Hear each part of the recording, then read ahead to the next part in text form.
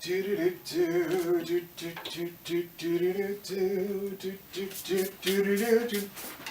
it's you! I wasn't expecting you so soon. Welcome back, boys and ghouls, to another exciting portion of the RCN TV Halloween Horror Movie Marathon. I'll be your host yet again, Lord Damian MacDonovan, at your service. You'll have to excuse me for a few minutes while I continue to set up. I'm staying at a friend's hunting lodge while Castle Donovan undergoes some much-needed renovations. My magic can't always keep that place together, you know. Don't you ever find that a little bit cliché when the hero kills the bad guy and then suddenly the villain's lair begins to fall apart just because he's not there to maintain it? That's just bad planning. It takes a lot more than a few spells and ghosts to make a really good, or at least livable, haunted house. You know, any proper lair needs a solid foundation and sturdy structure. You know, like all houses. Well, while I finish up a little bit and make myself at home here, take a look at the opening credits. Of the show, not the movie. We're not there yet.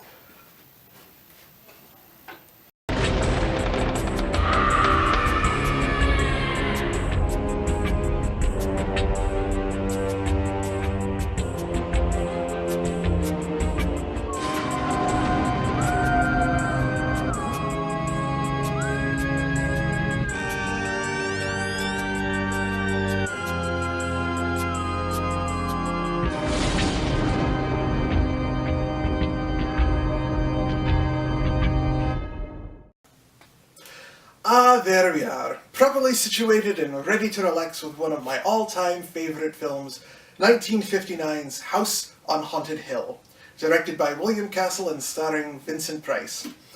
Well, let's see, what can I say about this movie that hasn't already been said? No, seriously, I'm asking. This is the third time I have shown and talked about it. I could go on for hours about the career and interests of the legendary Vincent Price, and I've already brought up Castle's use of gimmicks to sell his films and get attention, like the floating skeleton that he used for this movie. But what about the rest of the cast? Take Carol Omar, for example, who plays Annabelle Lauren. She was active in television and on stage after this, until she actually left Hollywood to study metaphysics. My kind of girl. Some people might know her a little bit better from her role in the cult classic film Spider Baby, a movie she was actually so passionate about, she was actually thought they could probably get an Academy Award. Let's see. Then there's a character actor, Elisha Cook Jr., as the drunken owner of the house, Watson Pritchard. He might be better known for his work alongside Humphrey Bogart in The Maltese Falcon. And then there's Robert Mitchum's sister, Julie, as Ruth Bridges. She would appear later on in a bit part alongside Vincent Price in The Ten Commandments. Well, I digress. After all, we're not here to play 6 Degrees of Kevin Bacon. Vincent Price has a Bacon score of 2, by the way. Oh, I know.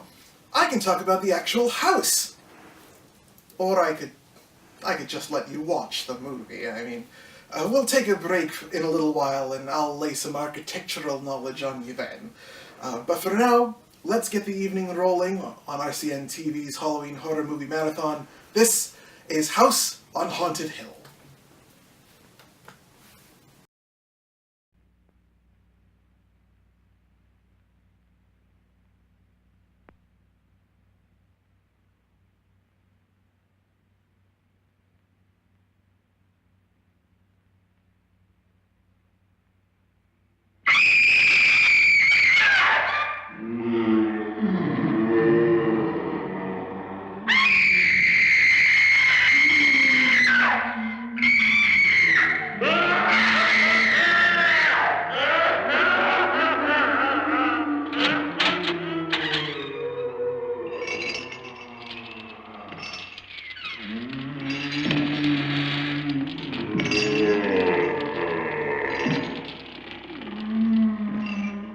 The ghosts are moving tonight, restless, hungry. May I introduce myself? I'm Watson Pritchard. In just a minute, I'll show you the only really haunted house in the world. Since it was built a century ago, 7 people, including my brother, have been murdered in it. Since then, I've owned the house. I've only spent one night there, and when they found me in the morning, I was almost dead.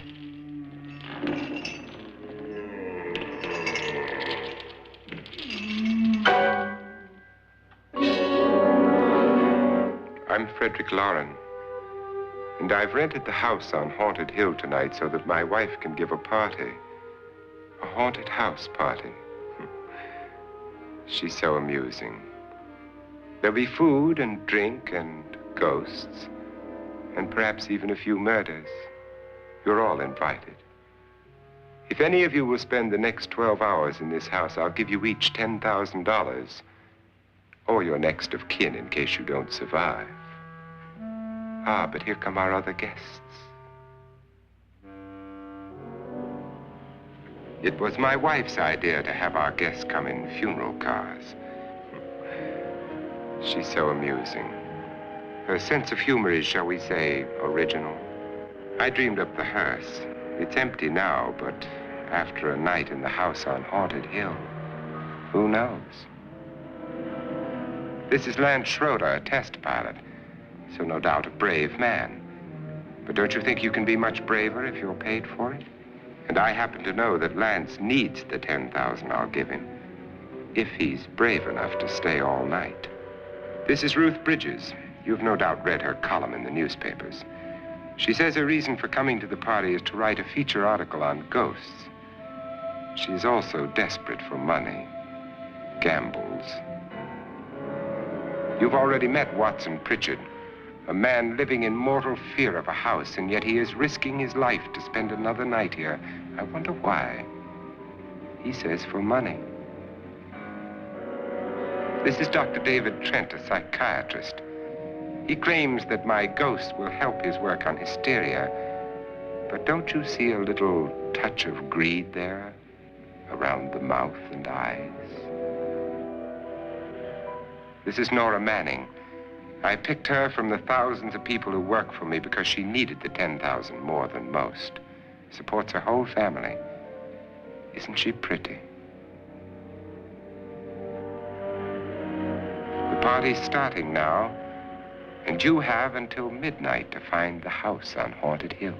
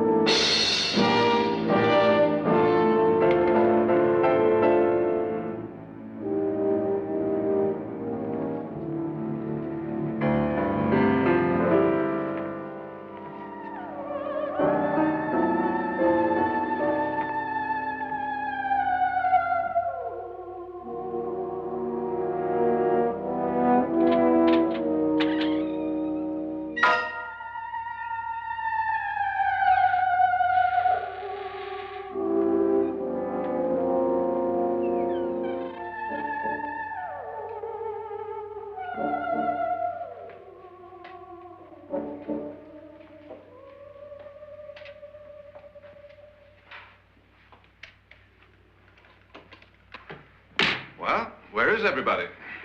It isn't a very warm welcome, is it? Only the ghosts in this house are glad we're here. Are we all strangers to each other? Don't you two know each other? I'm afraid I don't even know your name. I'm Nora Manning. Lance Schroeder. Is Frederick Lauren a friend of yours? I've heard of him, but I've never met him. I work for one of his companies, but I've never seen him. I've never met the man either. Just a phone call. Do you know him? No, Well, then you're the only one of us who does. I don't know him. All the details about renting the house were done by mail. He's quite wealthy, isn't he? Millions. And 5 wives, I believe. 4, I think, so far. A $50,000 party for only 5 people is a little steep, even for a millionaire. Well, if I were going to haunt anybody, this would certainly be the house I'd do it in.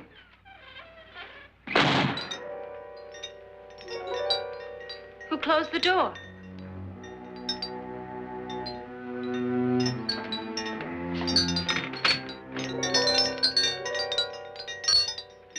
This thing's made of solid steel.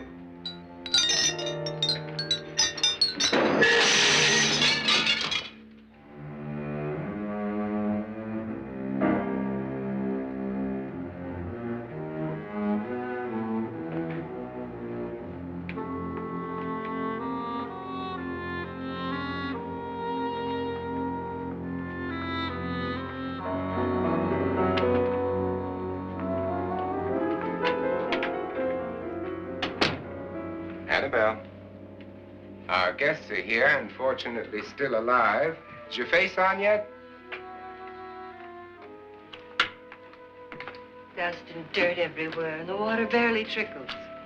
Couldn't you have had the place cleaned? Atmosphere, darling. You know how ghosts are. They never tidy up. And that's a very fetching outfit, but hardly suitable for a party. I'm not going to the party. The spend-the-night ghost party was your idea, remember? Since it's going to cost me $50,000, I want you to have fun. The party was my idea until you invited all the guests. Why all these strangers? Why none of our friends? Friends? Do we have any friends? No, your jealousy took care of that. I had a reason for inviting each guest. I wanted kind of a cross-section. From psychiatrist to typist, and from drunk to jet pilot. They share one thing. They all need money. Now let's see if they're brave enough to earn it. And you call this a party? Could be. Why do you always do that? It spoils the champagne. It might explode. Never does. Would you guarantee that? That isn't funny, Frederick. Make a good headline. Playboy kills wife with champagne cork. Will you join me? No, thank you. Just a sip might improve your humor. My humor is fine, thanks. And I haven't poisoned it. It's always good to know that.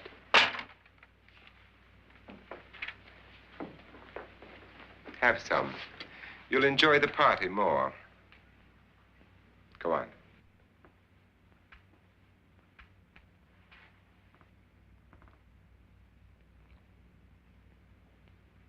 Your trust is so touching. And I'm not going to the party. Of all my wives, you're the least agreeable. But still alive. Would you go away for $1 million tax-free? You want it all, don't you? I deserve it all. Your jealousy isn't tax-free, and your possessiveness is maddening. If ever a man had grounds for divorce, But can't prove them. the time will come. You'll slip up one of these days, Think so? if I live long enough.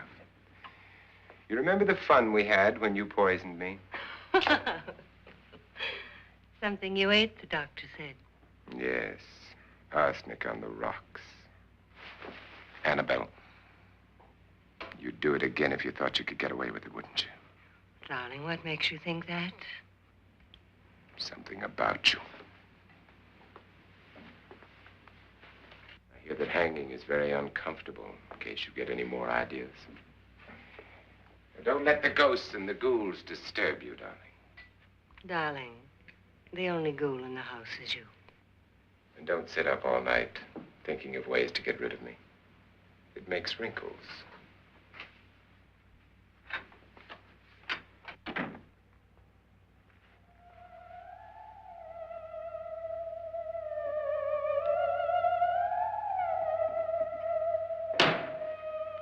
This is what she used on my brother and her sister.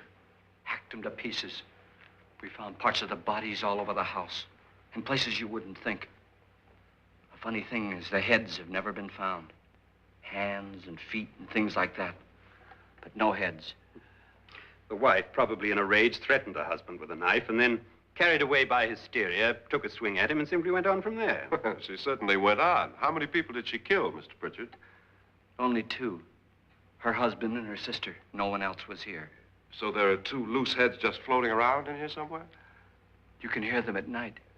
They whisper to each other and then cry. Since our host isn't here, would anyone care to mix me a drink? Certainly. What will you have? Good evening. I'm your host, Frederick Lauren. Since we're all strangers to each other, let's get acquainted with a drink, shall we? Mr. Lauren, I advise you to call this party off now. The ghosts are already moving, and that's a bad sign. Let me apologize for my wife. She'll join us later. What do you have? Scotch and. Doctor? I'll have the same. Now, before the party begins, let's go over the details. The caretakers will leave at midnight, locking us in here until they come back in the morning. Once the door is locked, there's no way out. The windows have bars that a jail would be proud of, and the only door to the outside locks like a vault.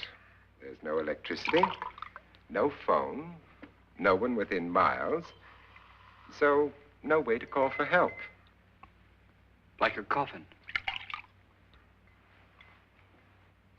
So if any of you decide not to stay for the party, you must let me know before midnight. Of course, if you leave, I shan't be able to pay you anything. I'm interested in your reasons for this, party. Aside from the pleasant company. Ghosts, Doctor. I think everyone wonders what they would do if they saw a ghost. And now my wife has given us all the opportunity to find out. Amusing. Ghosts, etc., being only creations of hysteria, your party should be a success. Well, Pritchard here promises us genuine ghosts. 7 now. Maybe more before morning. That's cheerful. 4 men have been murdered in this house. And 3 women. You planned your party very well, Mr. Lauren. 4 of us are men, 3 are women. A ghost for everybody. Well, Pritchard, why don't you take us on a tour through the house and let's see what happens, huh?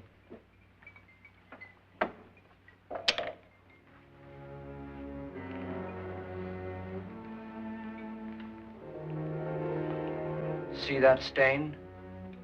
Blood. A young girl was killed here. And whatever got her wasn't human. Don't stand there. What do you mean? Where?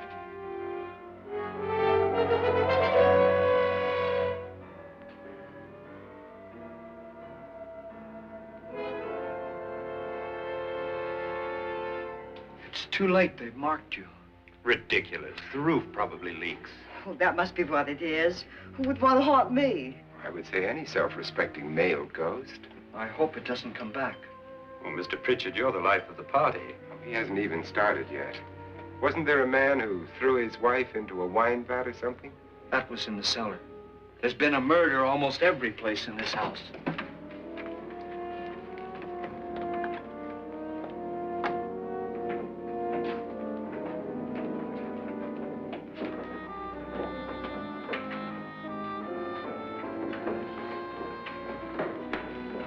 All this belonged to a Mr. Norton, who didn't die here. He was electrocuted later.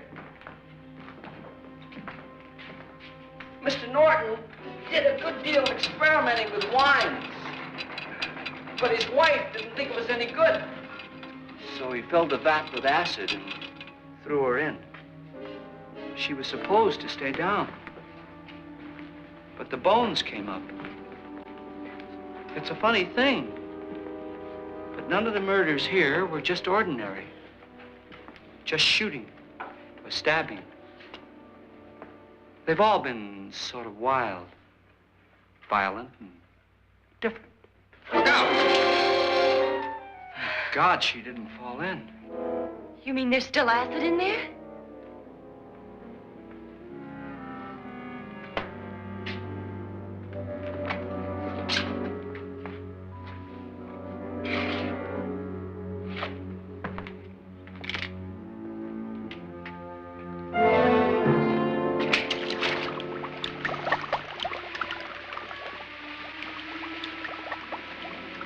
Destroys everything with hair and flesh. Just leaves the bones.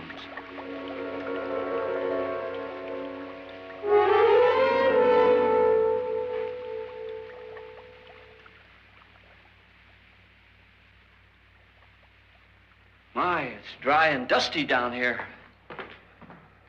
Well, there's a cure for that upstairs. Come on.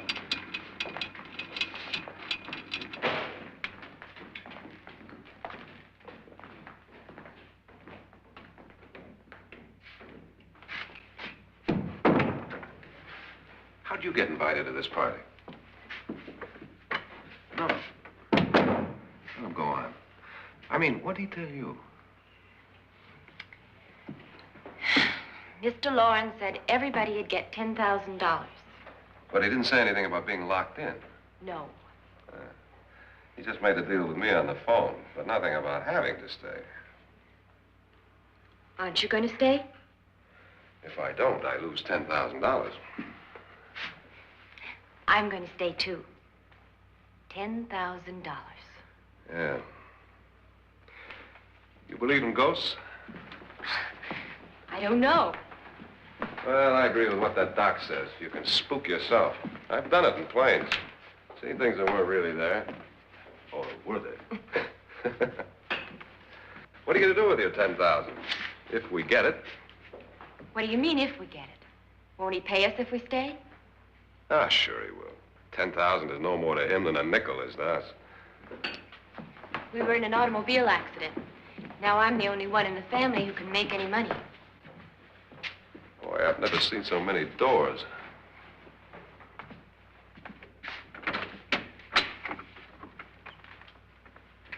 Closet.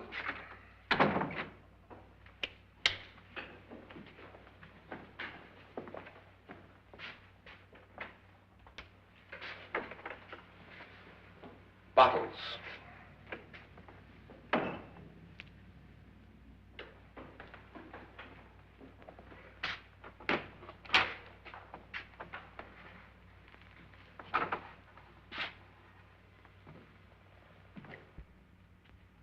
Does it go anywhere? Lance! Lance!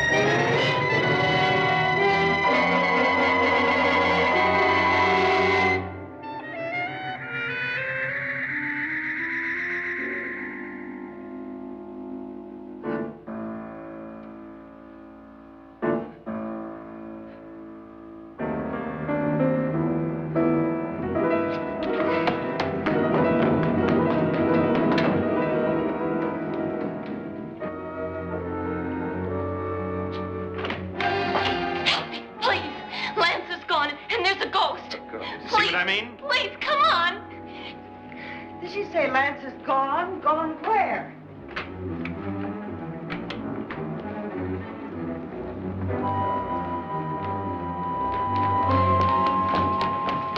We'll have to break it down. It's locked. Locked?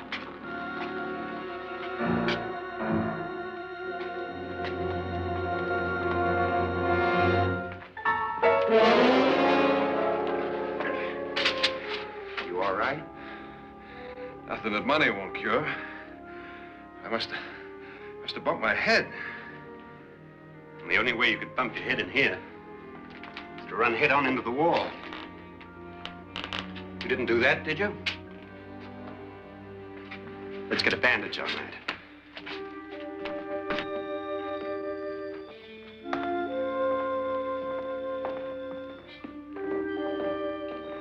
I wonder why they didn't kill him.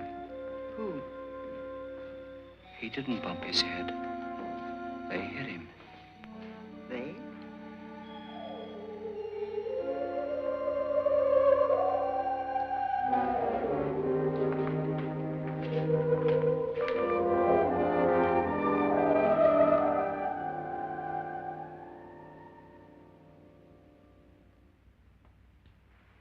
Nora, when you came in, you said something about a ghost. There was something. What did it look like? Well, it was wearing a black thing that went all the way to the floor. Weren't you a little frightened at the time? Well, yes. That, Mr. Loren, is hysteria.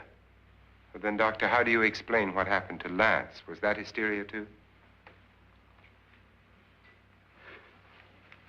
You better get that checked in a day or so.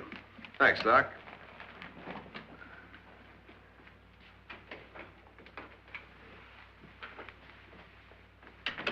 Wait for me in the hall.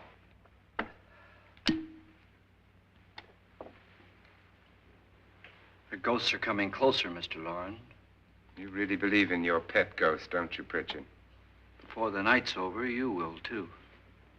Would you like a drink, Lance? No, thanks. I'd like one. Scotch and.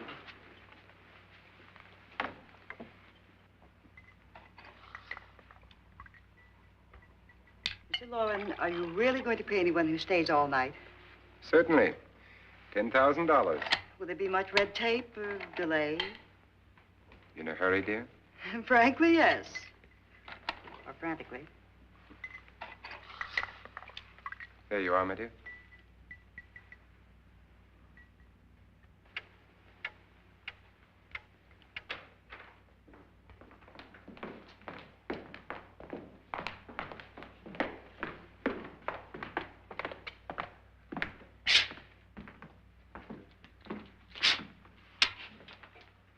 Someone or something was in here when I came in. But where? And if the door was locked, how did it get out? What you saw might have been a ghost, Nora, but what was in here with me was no ghost. I don't know. I was so scared.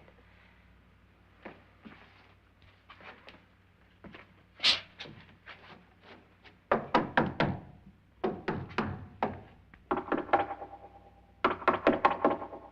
that sound different to you? Yes.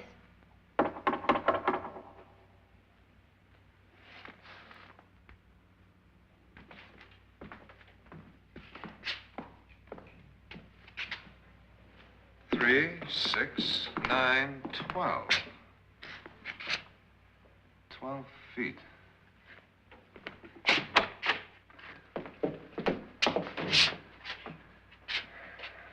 Three, 6. Now, I'm gonna knock on the other wall. When you hear me, you knock on this wall.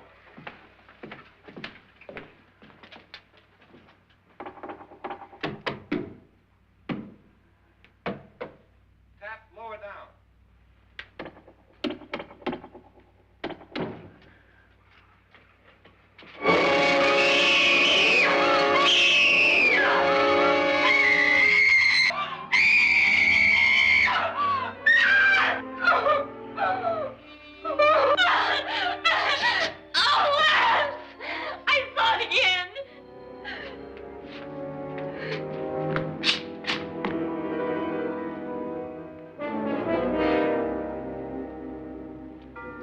Where'd it come from?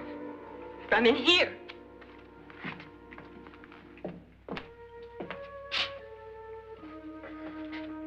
What if it ran out of here? I'd have seen it.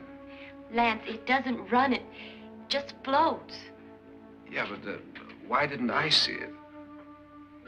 You don't believe me. How can I?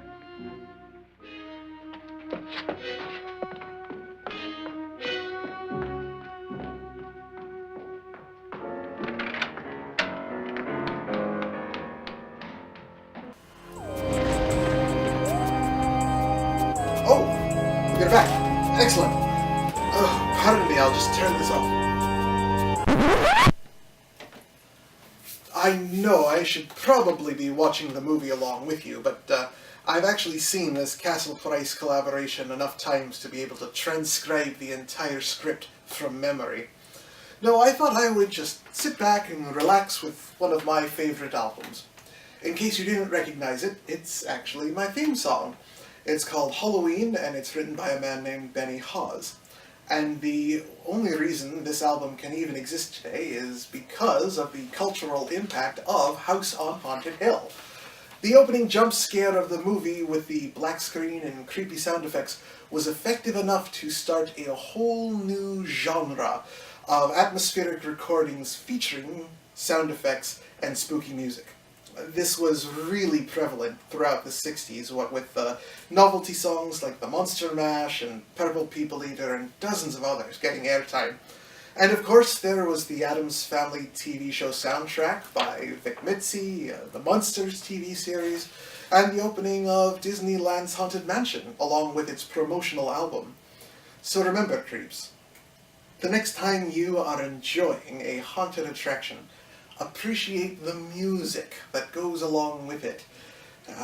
And remember that they have House on Haunted Hill to thank for it. I love this song. I'll let you get back to the movie.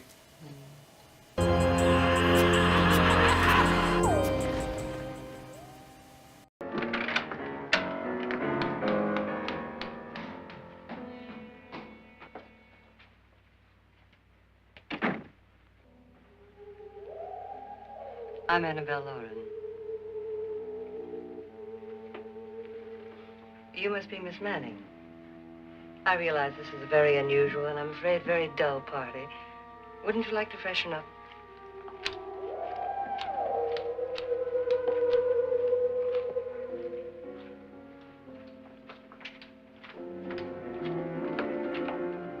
This is your room. Depressing, isn't it? I doubt if I'll spend much time here. It's going to rain. Perfect atmosphere for my husband's party. Why did you come here? He said he'd give me $10,000. Why did he pick you? I don't know. My supervisor just came and said I'd been invited. How long have you known my husband? I just met him tonight. So? Why you?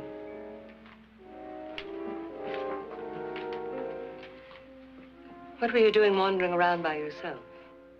Well, I was in the cellar with Lance, Mr. Schroeder, and I just left, that's all. Don't do it again. Don't go anywhere in this house by yourself. Now fix your face and I'll come by for you in a few minutes. But You're in danger. We all are. But who? I hope for your sake you never find out.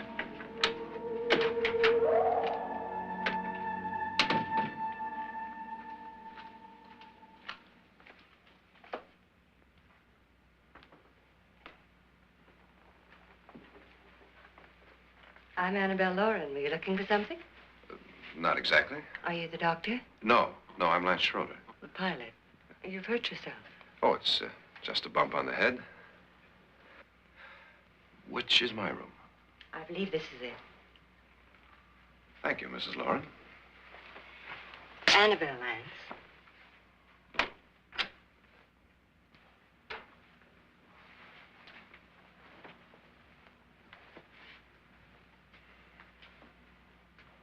You were with the young girl in the cellar. Why was she so upset? Was she? And you don't look like the type to go around bumping his head. What really happened, Lance? Well, Nora thought she saw a ghost, but I didn't see anything. She was just frightened then. And mad at me, I think. I kidded her about it. I woun't joke about anything else that happens here tonight. Now, don't tell me you're taking all this seriously. Aren't you? Well, I'd like to find out what hit me. Lance. If I need help, may I count on you? Yeah, sure, I guess so. Look, what's going on here anyway? I mean, What is with this party bit? This is no party. He's planning something. Your husband? I wish I knew what it was. Must be pretty big if he's going to lay out 50,000. The money doesn't mean anything. He has a reason for getting us all up here to this dreadful old house. Well, what for? He doesn't even know us. Maybe that's exactly why you're here. Well, what can he get away with? Oh, he thinks that big money like his can get away with anything. You know, of course, that I'm his fourth wife. The first simply disappeared. The other two died. Lance, I don't want to join them. You mean he, Oh, his doctor said they died of heart attacks. 2 girls in their 20s. Well, what can he do? My husband is sometimes insane with jealousy. Nothing matters to him then. Please be careful. Would he hurt you? He would kill me if he could.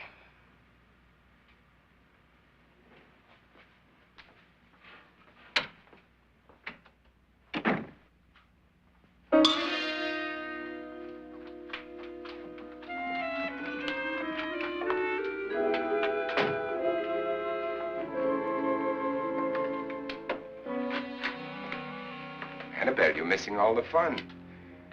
Nora Manning was almost killed by a falling chandelier. The pilot bashed his head in. Is he badly hurt? The Saturnine psychiatrist bandaged him up. Don't you want to go and console him, as you do most men, in your fashion? You're so clever, Frederick. Yes, I lie awake nights wondering why I married you. It was rather a mistake. You didn't marry me, dear. I married you. Unpleasant, but no mistake. Hurry up. Frederick, for the last time, I'm not going to your party. And for the last time, it's not my party, but yours. And you are going. I am not. You ready, dear? No. Are you ready, dear? Yes, damn you. Would you adore me as much if I were poor? No.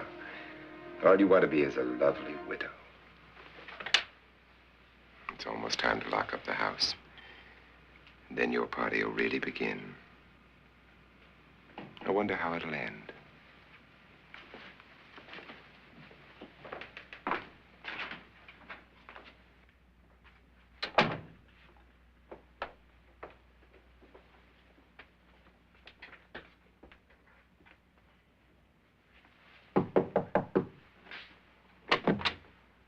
It's close to midnight, Lance.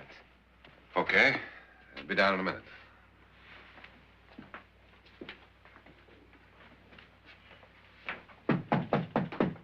Who is it?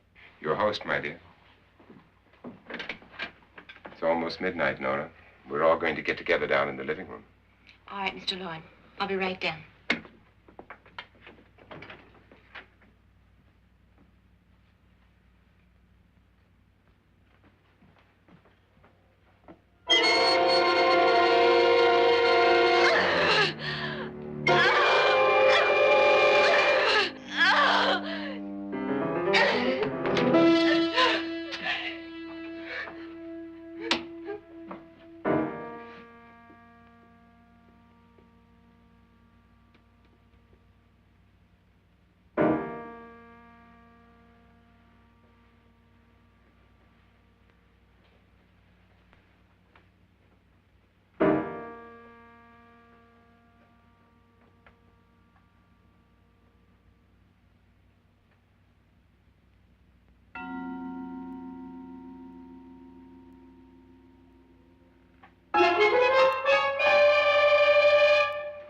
Come with us.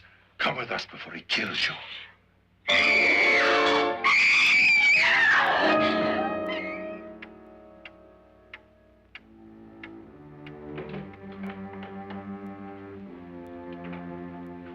Where's Nora? Miss Manning.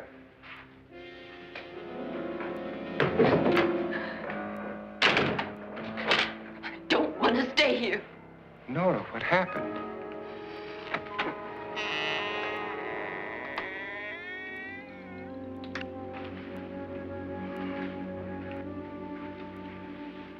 That's Jonas Slides and his wife. They've been caretakers here for years. She's blind, you know. I'm not going to stay here.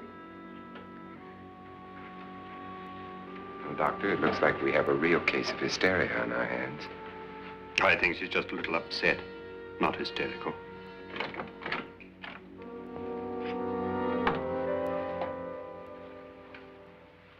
Good evening. Hello, my dear. This is my wife. These are our guests. Ruth Bridges, Dr. Trent. You know Watson Pritchard, of course. Nora Manning, and this is Lance Schroeder.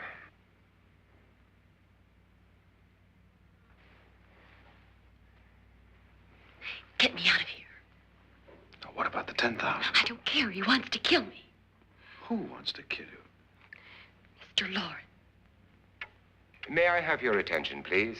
I think you all remember the bargain we made about staying all night. $10,000 apiece. If any of you don't survive, $50,000 will be divided amongst the rest of you. If I should die, you will be paid by my estate. When the door is locked from the outside by the caretakers, we'll all be forced to stay in this house until morning. If any of you decide not to stay, you must leave with the caretakers now. You won't have a chance to change your minds later, because there'll be no way to get out. I don't want to stay. Wait.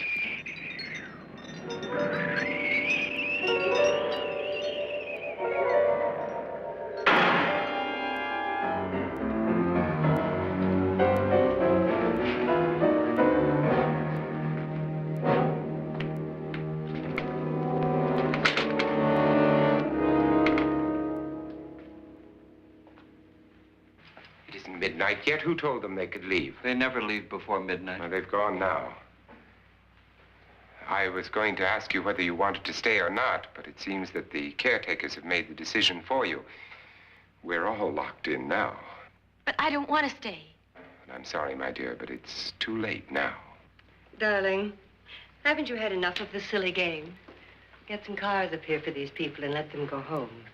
But pay them first. This is your party, remember? In spite of my wife's faith in my ability to do the impossible, we will all have to stay in this house until 8 o'clock in the morning. But we have some party favors for you in these little coffins. This is my wife's idea. I must say, I think it's rather dangerous. I suppose you all know how to use one of these things, but in case you don't, you just press down on this lever with your thumb and then pull the trigger. You see, they're loaded. These are no good against the dead, only the living. Doctor? Lance? Nora? Go ahead, take it.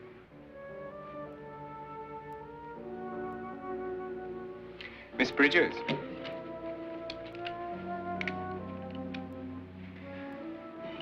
And here's yours, dear. I don't need it. It was your idea. Who knows, you may want to use it on me before this night is over. Throw these guns away. They won't do you any good. I agree with Pritchard on that point, although not for the same reason. Dr. Trent, don't you approve of our little party favors? Suppose Nora had had a gun when she mistook the blind woman for a ghost. I don't think anyone else is going to walk around in total darkness. Oh, I'm sure we're not going to go running around the house shooting each other, aren't you? Who knows? Fear makes people do amazing things. Mr. Pritchard, you said your sister-in-law killed a man and a woman here and cut them up? You said they found hands and feet, but they never found any heads. Would you like to see one of those heads? Would you all like to see one of those heads? Well then, just follow me.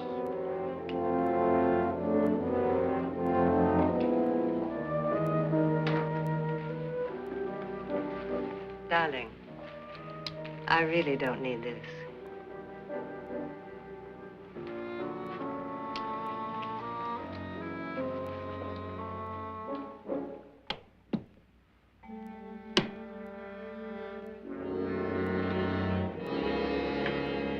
Just go look in my suitcase. Just go look.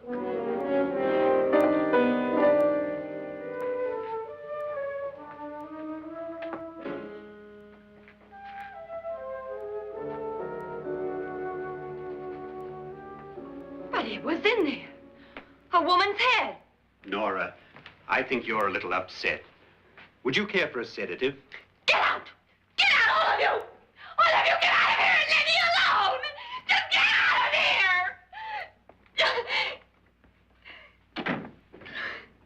You think it's all right to leave her by herself, Doctor? I wish she'd taken the sedative. Well, what do you suppose she thought she saw? They're closing in on her. Look, Doc, I think somebody ought to stay with her. There could be 1 million people around her. And if they wanted her, they'd get her. What if he's right? He's too drunk to know what he's talking about. I wonder. I'll join you in a minute. Do you think it would do any good if you went in and talked to her? Well, do you think there really was a head in her suitcase? I don't know. A thing like that would put me right over the edge. Look, would you sort of stay up here, I mean, in case she needs help? All right. I'll be in my room. Just call it. Thanks.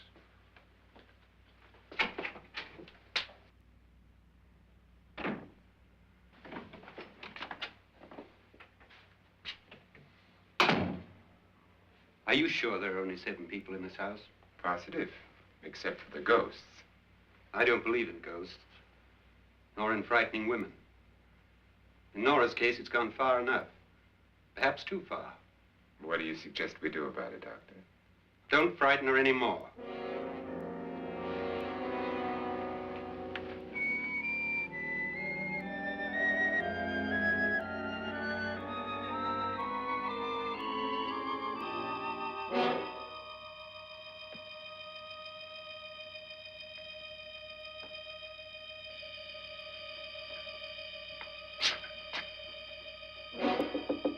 Nora? Nora?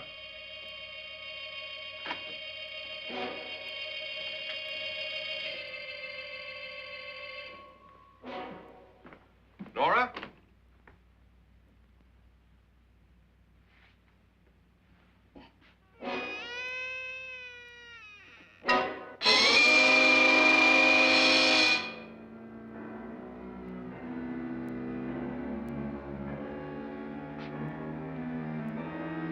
Nora!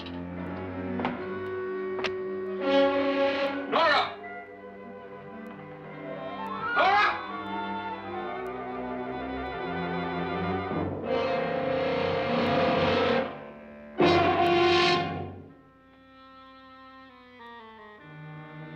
What do you know about this?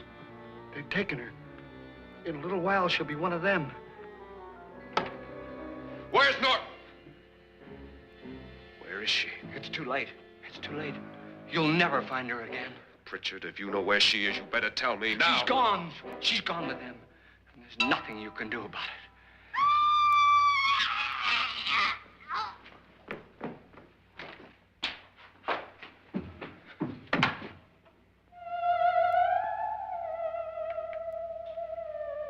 Nora.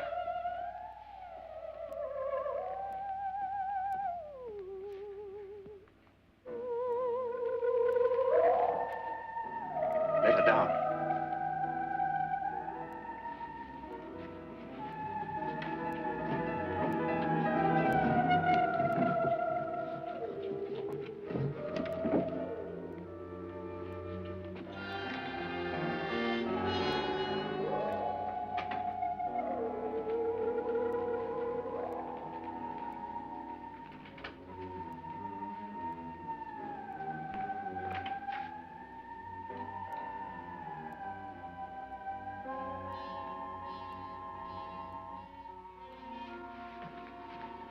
Nora? She's dead, Mr. Lauren. Your wife hanged herself. Suicide.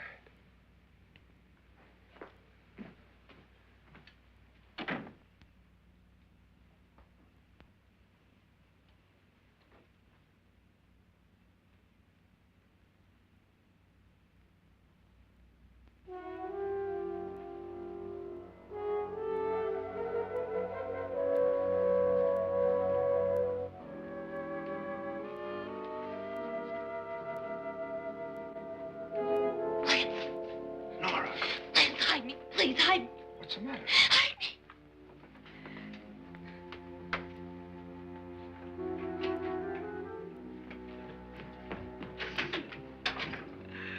He tried to kill me. He grabbed me and choked me and put me in that room. And then he went away and left me.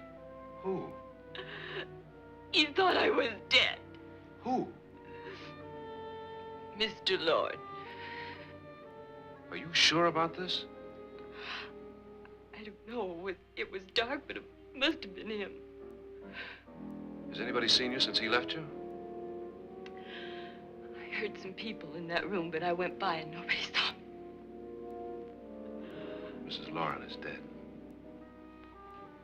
But how?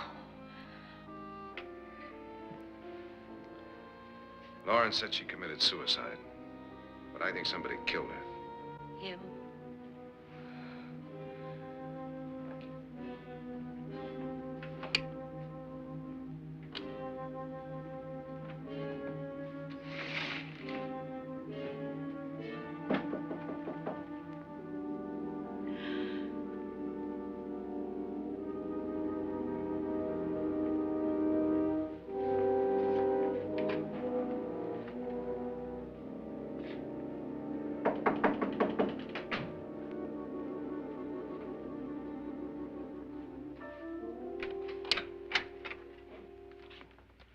I'm sure you've come to the same conclusion I have. Yeah, I think so. Well, let's all have a meeting, discuss what to do. The living room? Okay, in a minute.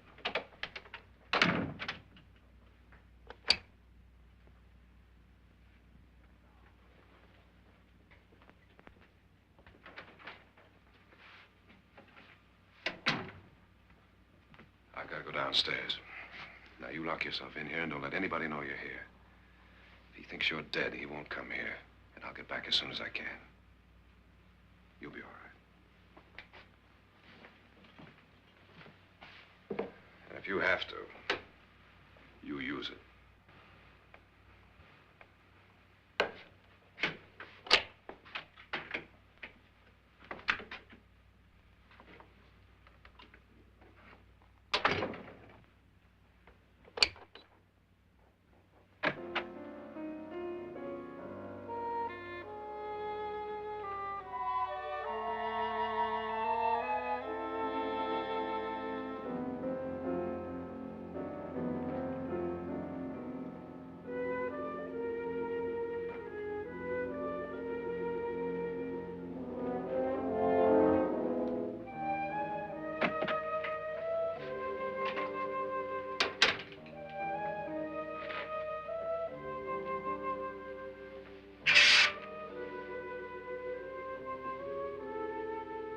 So beautiful. So greedy. So cold.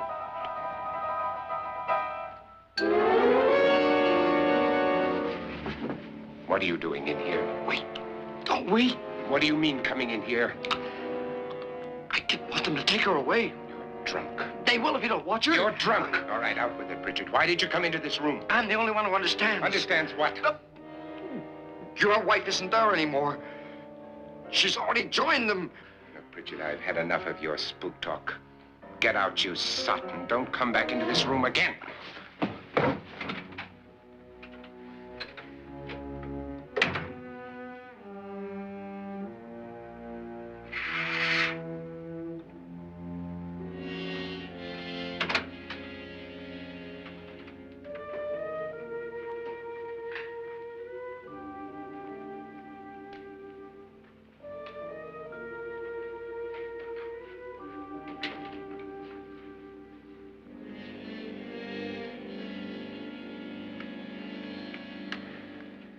Where's what's-her-name? Nora. I didn't disturb her since I don't think this concerns her. No, you're right. Mr. Loren, isn't there some way we can get out of this house now? No, none at all. We could try breaking out. The only door to the outside is made of steel. The bars of the windows are set in solid stone. We gotta stay. I'm not afraid of your ghosts, Pritchard. But I am afraid. When we came here a few hours ago, the only thing we had in common was the $10,000 we'd get. Now, however, we share something else. The death of Mrs. Loren. So far tonight, one of us was almost killed by a falling chandelier. One of us was mysteriously slugged. One of us has been driven to the brink of absolute hysteria. And one of us is dead. Were these accidents? Suicide? And we must stay here for 6 more hours. 6 hours? 6 of us. Time enough. Who'll be next? How will it happen? Let me ask you a question, Doctor. You were the first one to see my wife there. Did you also see anything that she could have climbed up on and then jumped? No. Did any of them? There was nothing. How then did she get up there so high? Exactly, Mr. Loren. How? She couldn't have pulled herself up there. She couldn't have dropped from the ceiling. Do you think your wife killed herself? No. She was murdered by one of you.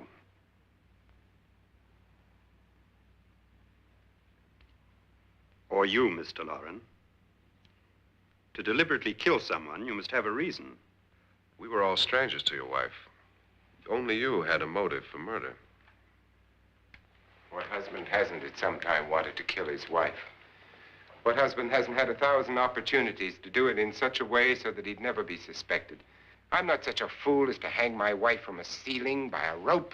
The fact remains that you, or one of us, murdered Mrs. Loren. And that's a matter for the police. So how do we get the police? That's my point. We can't until morning. What began as a silly party given by an eccentric has now involved us all in murder. For once, Pritchard may be right. If another murder's in the works, let's stop it now. Another murder? Why not? Maybe one of us saw too much. Why should even a millionaire want to give each of us $10,000 to spend one night in a gloomy old house? To see some ghosts, have a party? No. Have you finished trying me, Doctor? And is the verdict guilty of murder? Oh, this isn't getting us anywhere. Somebody killed Mrs. Loren. We know that. One of us is guilty and the rest of us are innocent. Okay. Now, what we have to do for the next 6 hours is protect ourselves from each other. Do you really think? I don't think anything. I just know that I'm going to my room. And if anybody comes in, I'll shoot him. Or her. And if we all stay in our rooms, we'll be safe. Because the innocent will have no reason to leave his room. And the guilty will admit his guilt if he or she does. And we all have guns. And we're all agreed? Oh, I wish this night were over. Rooms? Guns? I tell you, it doesn't make any difference. They aren't through with us yet.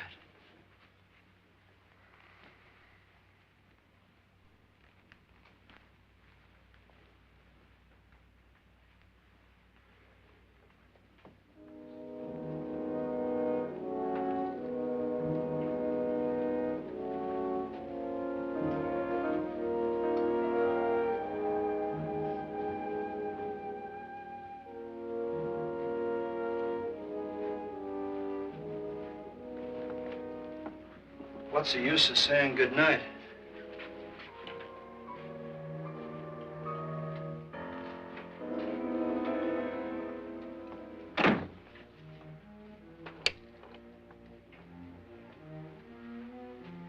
Good night.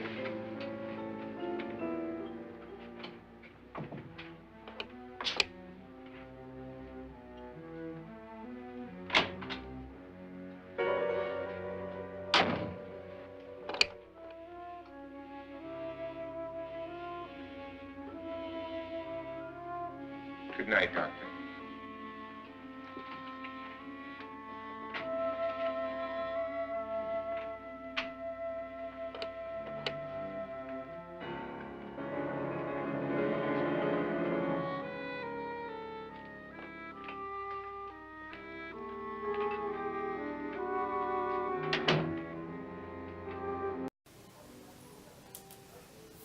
Ah, welcome class to Castle Architecture 101. Now, I don't mean Castle as in Castle Donovan, of course, but as in William Castle, director and producer of tonight's feature. Castle essentially used 3 different structures for the eponymous house. For the interior shots, Castle filmed on sound stages. The sets used gave the house a feeling of a mix of styles, including Victorian, with its use of gas candelabras and chandeliers. The exterior shots of the house used for the movie are the popular filming location, the Ennis House in Los Feliz, California, designed by Frank Lloyd Wright in 1923. The unique layout of the house, based on ancient Mayan temples and constructed of interlocking concrete blocks, has lent itself as the backdrop for TV shows such as Buffy the Vampire Slayer, Star Trek The Next Generation, the movie Blade Runner, and even South Park. But of course, the house I am most fascinated by is of course the ominous Romanesque style building featured in the posters and the cover of the film. Well, semi-Romanesque. While the top 3 floors of the house are clearly in said style, the first floor almost looks more Mayan or Aztec than even the Ennis house itself does. I'm guessing the artist just concocted this house on his own, because I can't seem to find any images of similar looking buildings anywhere. Yes, well, I do really love this poster, don't you? One might even say it inspired the angle from which I film my own home, atop a likewise spiritually troubled hillside. Well, the film is getting close to the finale now. I'll let you get back to it. Oh, and mind your step. You don't want to trip and fall into a vat of acid or something.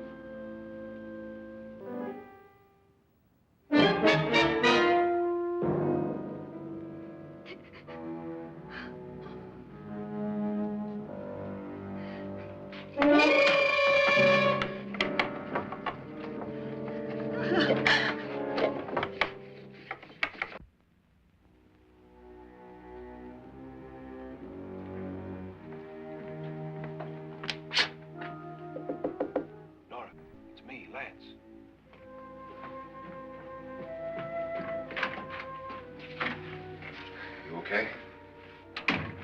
They've all gone to their rooms and locked themselves in. Lance, I've been thinking. It was so dark down there. Maybe it wasn't Mr. Lorne. It was him, all right. He tried to kill you, and he did kill his wife. How can you be so sure? She tried to warn me, asked me to help her. The doc thinks he's going to try and kill one of us. Now, there must be a way out of this place, and I'm going to find it and get the police before he does. I'm going with you. Well, if he finds out you're alive... No, Nora. You're safer here than any place else. Now, just lock yourself in and keep quiet.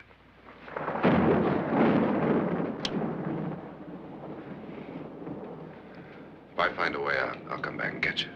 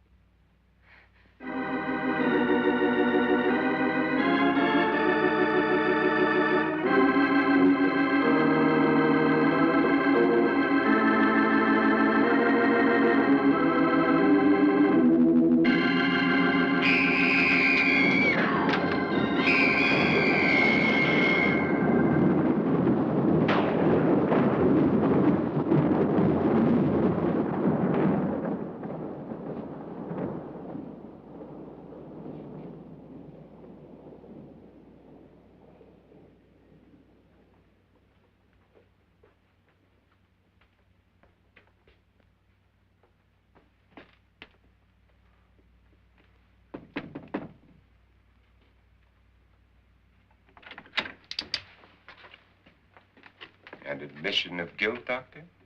Certainly not. There's either somebody else in this house or one of us has left his room.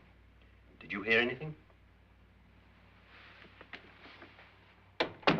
Organ music? That, and someone walking. You got yours? Ready? You look downstairs, and I'll look up here. Why not together? There may be only minutes, seconds left of someone's life. Why waste time?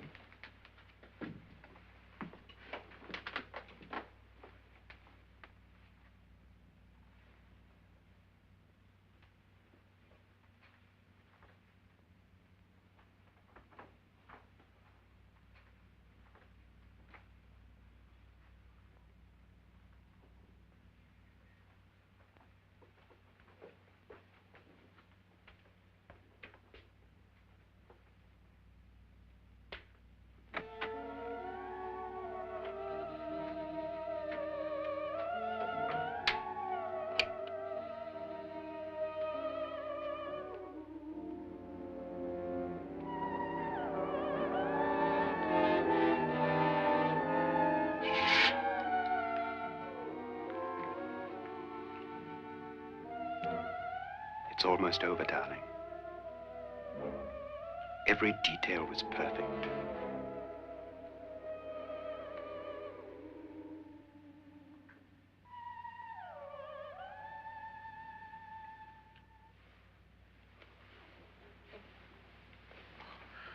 What's happening?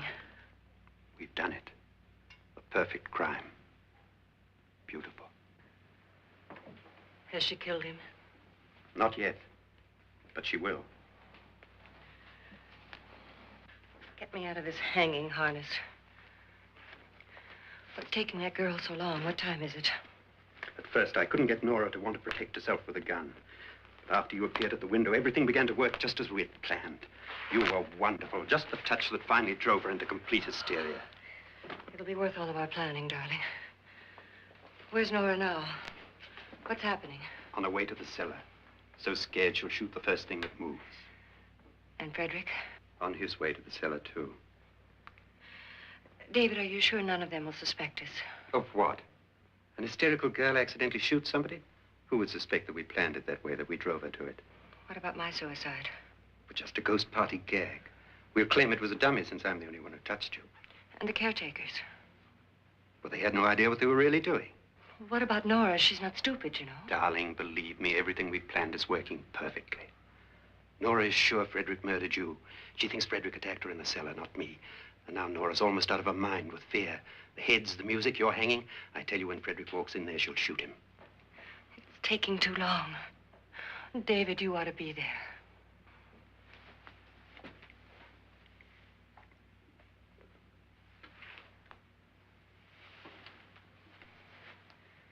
When you hear the shot, come down to the cellar.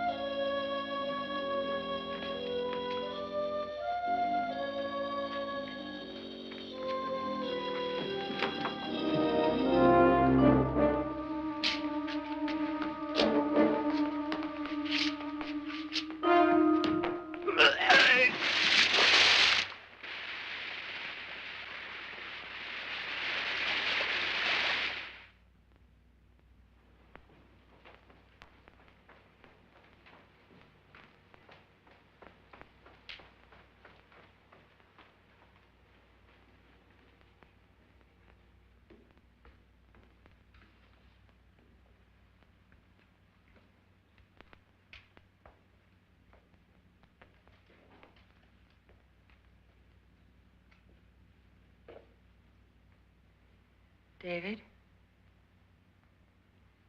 David?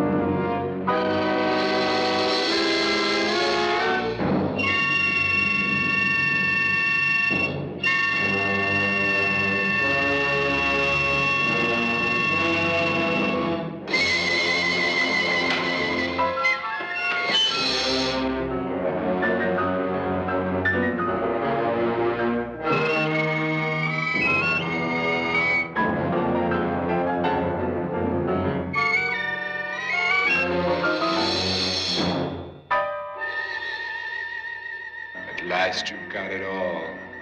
Everything I have. Even my life. But you're not going to live to enjoy it. Come with me, murderess. Come with me.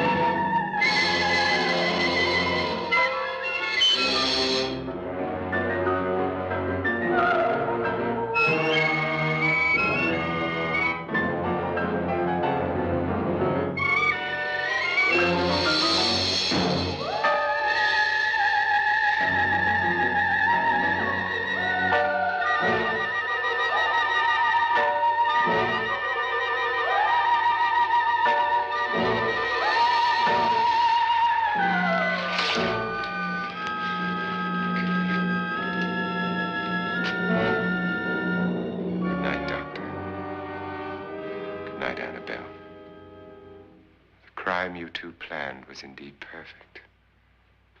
Only the victim is alive and the murderers are not. It's a pity you didn't know when you started your game of murder that I was playing too.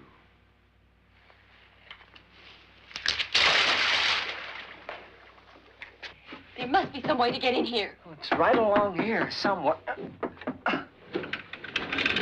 Lance! I've shot Mr. Loren. He's down in the wine cellar. Alive? I don't think so.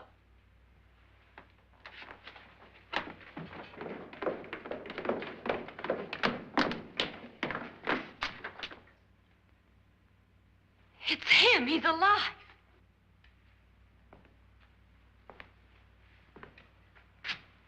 You didn't shoot anyone, my dear.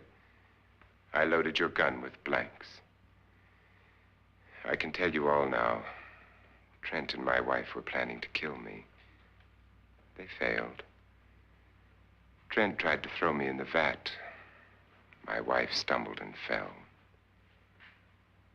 I'm ready for justice to decide if I'm innocent or guilty.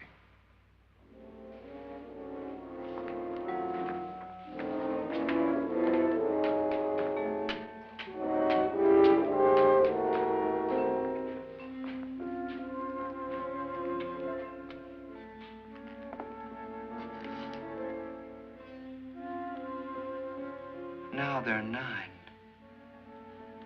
There'll be more, many more.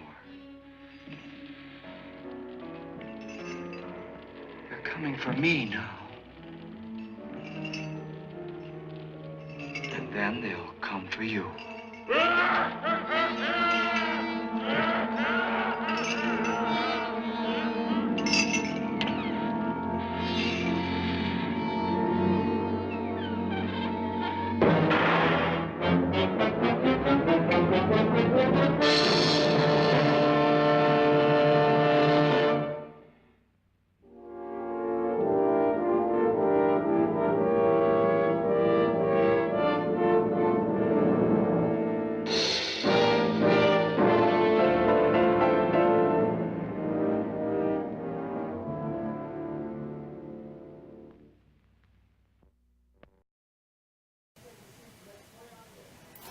Hurrah!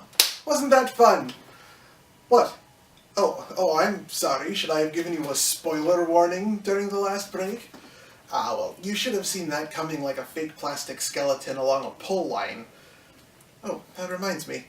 I should probably call up my old friend, Dr. Trent. You might remember him from the little party back in 2015. Let's ring up the old bag of bones and see what he's up to these days. Oh, no Ouija board necessary here, though. The underworld's been updated. Although they are still a few decades behind the times, apparently there's no cell phone service in hell.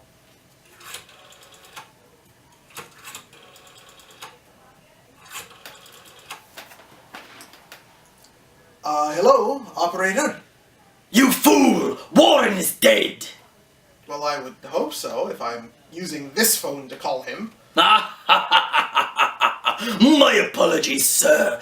Just a little underworld phone humor. Sadly, most people don't get it. Oh, I get it. Lovecraft, Randolph Carter. Great stuff.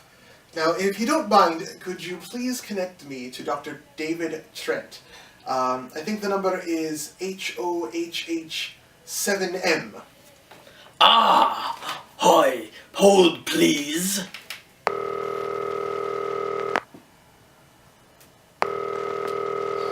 Ahoy, this is Dr. David Trent. Ah, there you are, you dusty fellow. Took you long enough. What's wrong? Didn't have the guts to answer the phone? Hello, Damian. Actually, I was just sitting on the porch bleaching myself. Is that healthy? For one thing, I'm dead. And two, I'm a skeleton. It's not like I have to worry about melanoma. Say, are you planning another one of your parties this year? We were all so sad you didn't have one last year. Yes, well, as you know, I'd kind of been stuck up north since just after the last party. This year, I'm just going to take it easy. Well, I'm sure that Mrs. Claus, in a rage, probably threatened her husband and then, carried away by hysteria, took a swing at him and then simply carried on from there. Oh, good Lord, David, what is it with you and hysteria? She wasn't even there. Whatever. Listen, have you heard from Vincent at all lately? He won't return my calls, and I've been trying to get him on the show for ages. No, I haven't seen him, but then I don't have eyes. Right. Well, thanks for the chat, David. I'll let you get back to your, bleaching. Bye. Alright, bye-bye. Yes, well, it's good to catch up with old friends, sometimes. Maybe next week we can run into another one, as we show a new film. Well, it will be new for the show. Next time on the RCN TV Halloween Horror Movie Marathon, I'll be bringing you the 1958 film The Screaming Skull, directed by Alex Nichol and starring John Hudson and Peggy Weber. Until then, boys and ghouls, have a ghastly evening.